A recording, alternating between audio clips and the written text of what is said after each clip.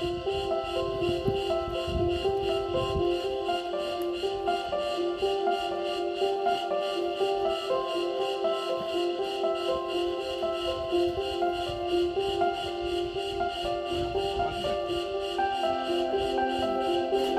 gunung adalah aktivitas yang penuh resiko karena berbagai potensi ancaman terhadap keselamatan para pendaki. Mulai dari terjadinya perubahan cuaca yang ekstrim, banjir bandang, terjadinya badai, tanah longsor, suhu yang drop, ancaman binatang buas, atau terperosok ke dasar jurang dan kawah.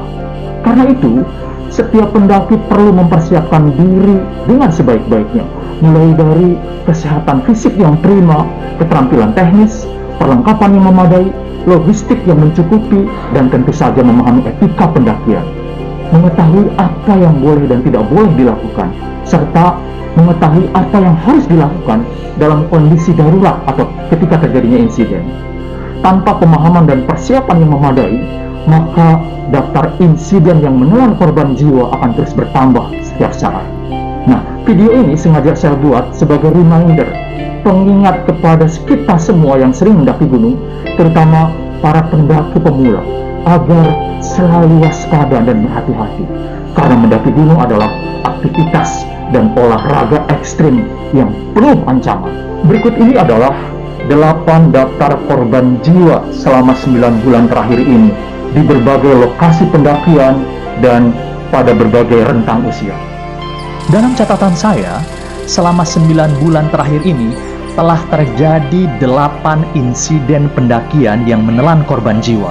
Yang pertama, terjadi pada tanggal 27 Mei tahun 2024 yang dialami oleh Henry Choa, usia 59 tahun, pendaki asal Jakarta yang meninggal di toilet pendakian Gunung Gede Via Putri.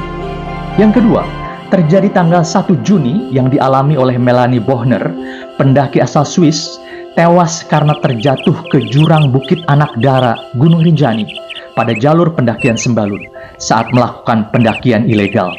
Yang ketiga, terjadi tanggal 7 September dialami oleh Roni Sahputra, usia 21 tahun, mahasiswa Universitas Sumatera Utara yang ditemukan tewas karena terjatuh ke jurang Gunung Sibayak, Kabupaten Karo, Sumatera Utara.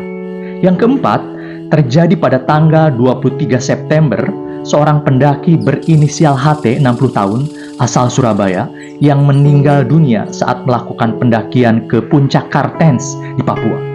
Yang kelima, terjadi pada tanggal 29 September dialami oleh Kaifa Raffi Mubarak, usia 16 tahun, pendaki asal Jakarta yang meninggal karena terjatuh ke jurang Gunung Rinjani. Yang keenam, terjadi pada tanggal 15 Oktober dialami oleh Muhammad Agus, pendaki asal Jakarta yang ditemukan tewas di jurang Puncak Sekartaji, Gunung Wilis, Kabupaten Nganjuk, Jawa Timur.